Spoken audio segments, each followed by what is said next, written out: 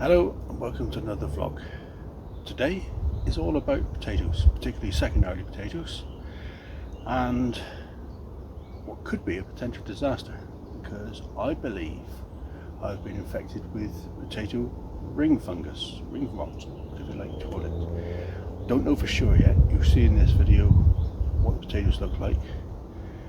It's a notifiable disease, so I'm a bit gutted, to be honest with you, if I am correct. Or it could be blackleg. And on position in front of my main crop potatoes, these are Maris Piper, these are Desiree. 2 months between the planting date. So the yellowing you see there is the way that my second earlies finished. Now then, the particular crop is affected is Charlotte's, not my Kestrel, and I've harvested both of those today. All certified seed potato from a Scottish producer with a very good name in the market. The trouble is, if it is potato ring rot, it can only come from two sources. It can come from infected tubers, or it can come from infected ground. Well, I've never had it on this ground. My tools have not gone anywhere else. So my shoes are not gone anywhere else. Everything about the physical aspects of where it could be from my plot isn't really a viable cause.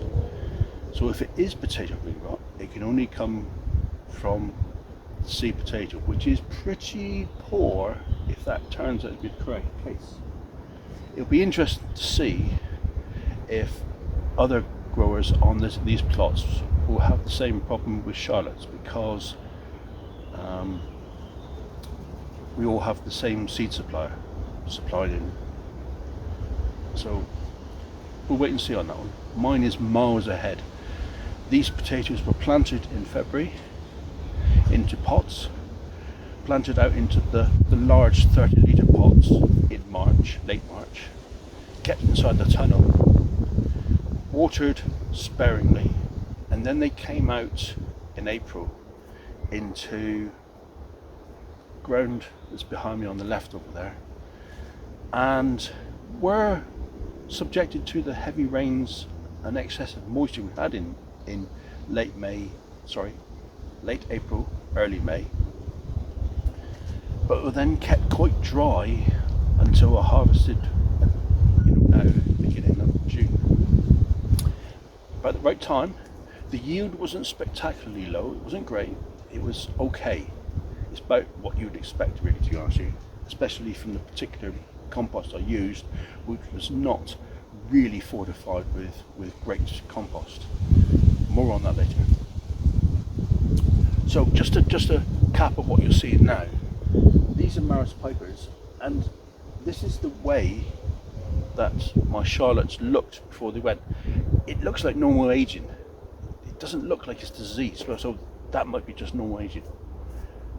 These are 2 months younger, quite short in stature because we're suffering the lack of rain. As you'll see later on in the video, the grass is all gone brown. We are having a real good, hard, dry summer. The ground is absolutely devoid of moisture now, apart from if you're irrigating. Anyway, so here's the rest of the video. I hope you enjoy. I'm not enjoying it. Right, so this is how it should have been. This is how I intended it. If you come for the disease rather than the potato reveal, skip ahead 1.5 minutes. Otherwise, this is how I intended everything to go, where I've basically tested off 3 different types of compost via potato yield. Nice and simple. The 3 different mixtures were 18-day compost against leaf mold and bracken, against leaf mold and wood chips. 3-year-old wood chips broken down. So it was all going to go nice and swimmingly. Each 30-litre pot weighed to see what the amount was, and then move on to the next one. But what I would also do is remove all this compost to one of these black bins for storage, because I want to reuse this next year. Yeah, now I've got a bit of a hiccup as to what to do with the material depending on the disease. I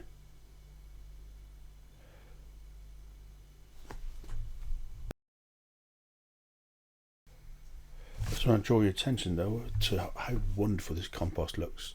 I mean, this is in perfect condition, and it's not giving a bad yield considering there's no fertilisers involved at all.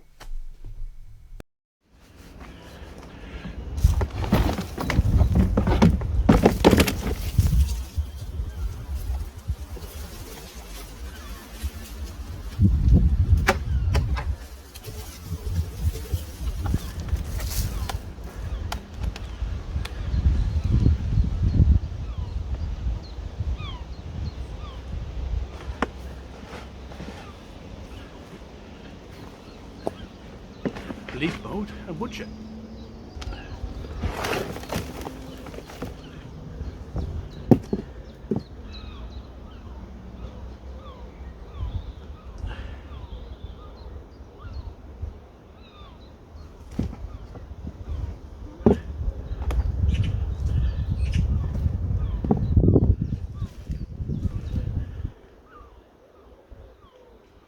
Oh.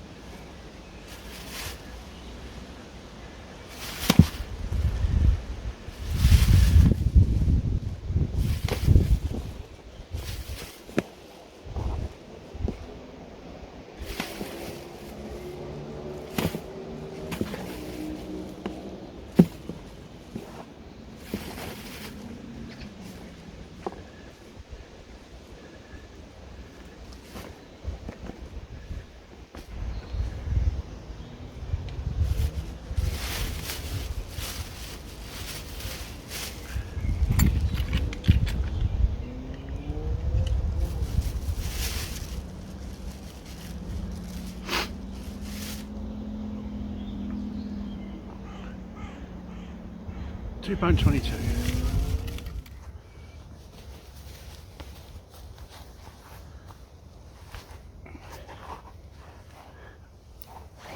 And this is the crop of potatoes.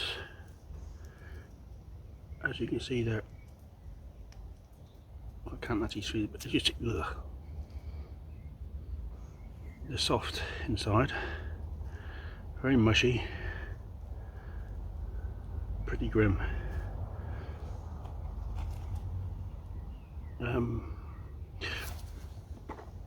Just out of interest, you see these white bits here? These are lenticels.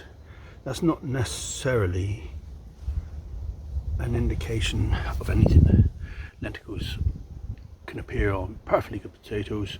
It's the way a potato removes excess water through its own skin. So that's not necessarily an indication. The fact that it's in these black spots is a bit of a concern. Here's another one, very manky.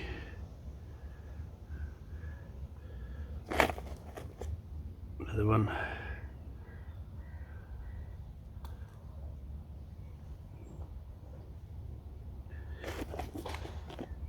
There's another one going black inside. It's not really that smelly. Yeah, the lenticels actually are within the black areas. And then other potatoes in the same batch look okay, but you can see it's just starting to get discoloured around here.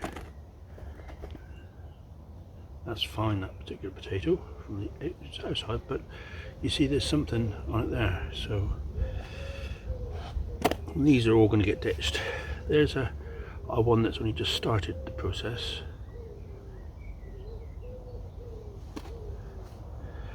Now then, I want to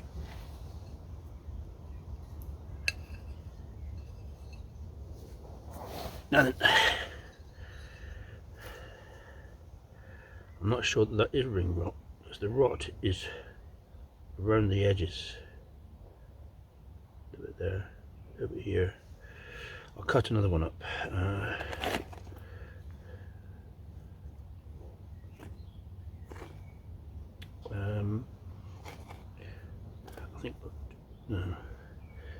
think I'll choose that one there.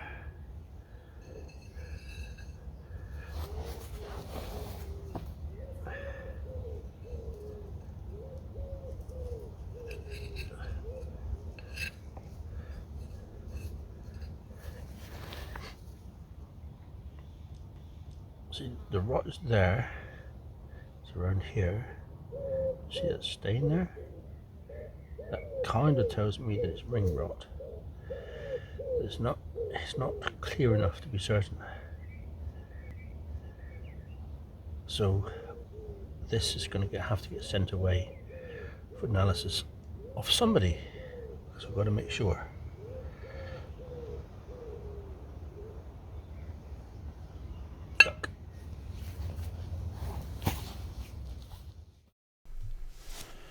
Well, that's the video finished for today. The potatoes that you're seeing in camera are Kestrel on the left, Charlotte on the right hand side. The same seed potato that's used in the buckets, just grown normal no dig as opposed to in the buckets. Exactly the same seed potato. So when I harvest these in a couple of weeks, because they're just about finished now, we'll see if there's any further problems with this batch. Well, thank you very much for joining me. Until the next time, keep well. And enjoy the gardening even when it goes a little bit wrong.